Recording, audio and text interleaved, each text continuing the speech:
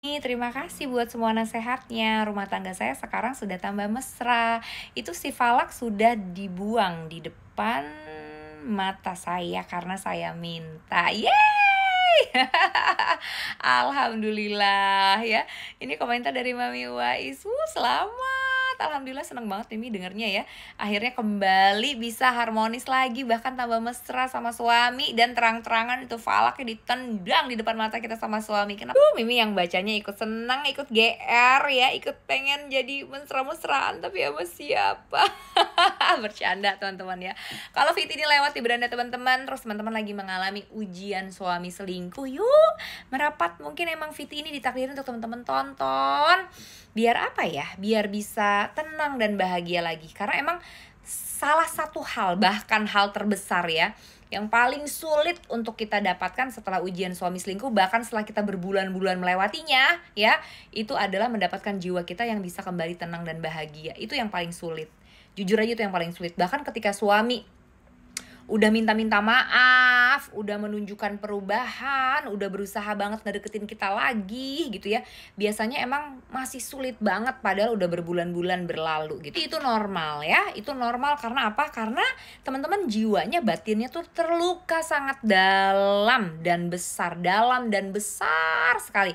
Makanya perasaannya penuh dengan kehancuran, sehingga sikapnya pun sehari-hari penuh dengan kehancuran. Wajar ya, wajar.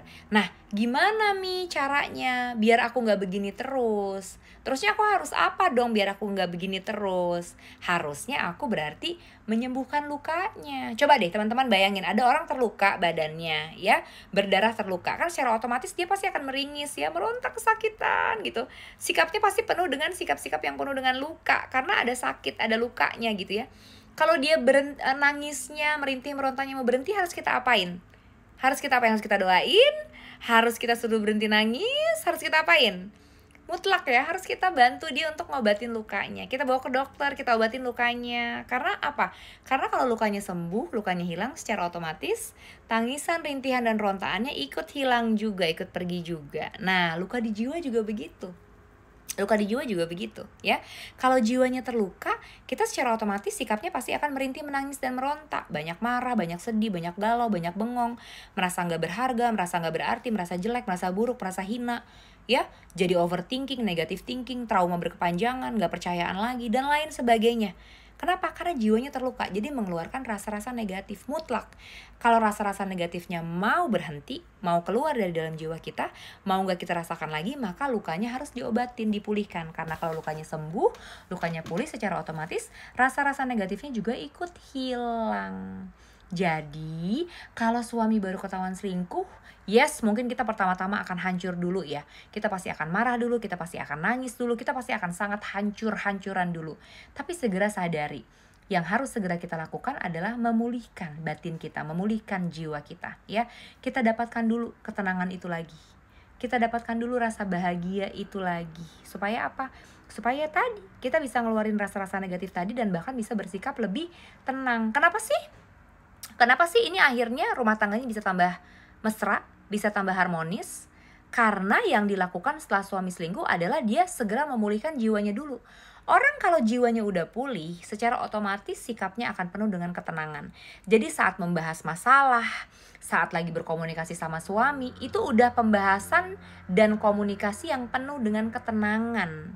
Nggak lagi penuh dengan amarah, emosi, ungkit-ungkitan, kata-kataan, penghinaan, singgung-singgungan, udah nggak itu. Ya, kalau jiwanya udah pulih dari semua luka-luka yang ada di batinnya, secara otomatis sikapnya akan lebih tenang. Maka cara berkomunikasinya pun akan jauh lebih baik. Membahas masalah pun akan jadi jauh lebih terarah, sehingga dapat solusi. Sehingga akhirnya apa? Suami lebih paham sama apa yang kita rasain. Suami jadi lebih tahu sama apa yang kita mau. Karena saat kita menyampaikan udah penuh dengan ketenangan. Jadi kalau suami selingkuh, aku harus apa? Kalau teman-teman gak sanggup langsung menceraikan, maka solusinya adalah pulih dan bahagia dulu. Jiwanya, batinnya pulih dan bahagia dulu. Lakukan hal apapun yang bisa membuat jiwa teman-teman pulih dan bahagia. Salah satunya mungkin ya, dengan menonton semua Viti-Viti Mimi, bisa juga. Ya, bisa juga. Silahkan ditonton semua Viti-Viti Mimi, mudah-mudahan benar-benar bisa membantu teman-teman lebih terang dan kebuka gitu ya pikirannya saat kena ujian suami selingkuh. Mudah-mudahan bisa bikin teman-teman lebih tenang gitu ya. Atau bisa juga ketemu sama marriage counselor, bisa juga temuin psikiater, psikolog, bisa juga ngobrol sama orang atau berkonsultasi sama orang yang vibrasinya positif, energinya positif. Apapun, lakukan hal-hal yang bikin teman-teman lebih tenang dan lebih bahagia gitu. Karena kalau ya tadi Mimi bilang, kalau udah lebih tenang jiwanya, udah bisa bahagia lagi, pasti berkomunikasi sama suami pun lebih enak, lebih terarah. Jadi suami tuh tahu yang kita rasain dan tahu yang kita mau. Makanya akhirnya mengusir falak ini juga bisa jadi jauh lebih mudah. Bahkan si falaknya bisa dibuang di depan mata kita sendiri gitu ya. Kita akhirnya bisa dapetin apa yang kita mau kalau jiwanya udah tenang. Akan sulit untuk kita bisa bicara penuh dengan ketenangan. Akan sulit buat kita ngobrol sama suami itu terarah kalau kitanya masih penuh dengan rasa sakit. Karena pada saat lagi ngobrol sama suami, pada saat lagi membahas masalah ini sama suami, pasti berujung dengan perdebatan, argumentasi yang akhirnya ujung-ujungnya semakin menyakiti kita. Karena yang namanya suami, dia kan laki-laki, biar gimana pun pride dan egonya tuh tinggi sekali. Sekalipun dia salah, kalau kita terus-terusan menekan dia, kalau kita terus-terusan istilahnya ngamuk sama dia, marah-marahin dia, tidak memberikan dia kepercayaan, kita terus-terusan bahkan menghina-hina dia, secara otomatis dia akan attack back, akan ngelawan kita balik. Akhirnya udah mah dia yang bikin salah, udah mah dia yang makin ngata-ngatain kita, dia yang makin mengeluarkan kalimat-kalimat dan kata-kata yang menyakiti kita. Ujung-ujungnya siapa yang gila? Kita lagi. Ujung-ujungnya siapa yang makin hancur? Kita lagi. Jadi memang gak mudah, tricky. Menghadapi ujian suami selingkuh ini tricky. Yes, yang selingkuh bener dia, yang salah bener dia. Tapi kenapa aku harus yang tenang dulu? Memang begitu. Kita gak bisa ngarepin dia yang tenang dulu. Jarang, ada gak yang begitu? Ada, tapi jarang. Dan itu wajar, itu normal. Memang laki-laki begitu. Jadi kalau kita tujuannya memang mau memenangkan battle ini, mau memenangkan, istilahnya kalau kita anggaplah ini adalah peperangan dalam hidup kita ya. Jadi kalau memang kita mau memenangkan peperangan ini, nggak apa-apa kita mengalah dulu, mundur beberapa langkah untuk melompat lebih jauh. Berarti kita duluan yang tenang, kita duluan yang mencari cara biar batinku pulih dari luka-luka ini. Jadi sikapku penuh ketenangan.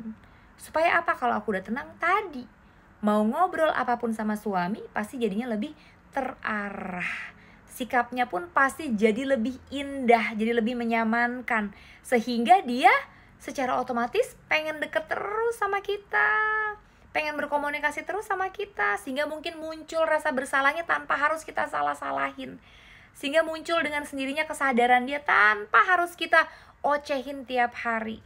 Sesimpel karena apa? Karena sikap kita penuh dengan ketenangan. Soalnya jiwanya, batinnya luka di batin. On one langsung sama Mimi, pembahasan ini yang akan kita bahas secara detail, cara-caranya biar jiwa kita bisa pulih, bahagia, self love lagi setelah badai ujian perselingkuhan suami. Ya gimana sih Mi ngomong aja gampang, gue juga mau Mi tenang, gue juga mau bisa bahagia lagi. Emang lu pikir gue mau kayak orang gila mulu begini? Emang lu pikir Mi gue mau depresi begini? Emang lu pikir Mi gue mau marah-marah, teriak-teriak, nangis mulu tiap hari kayak gini? Gue juga gak mau Mi, gue juga gak betah, gue juga gak sanggup sama diri gue sendiri. Tapi caranya gimana Mi? Caranya gimana?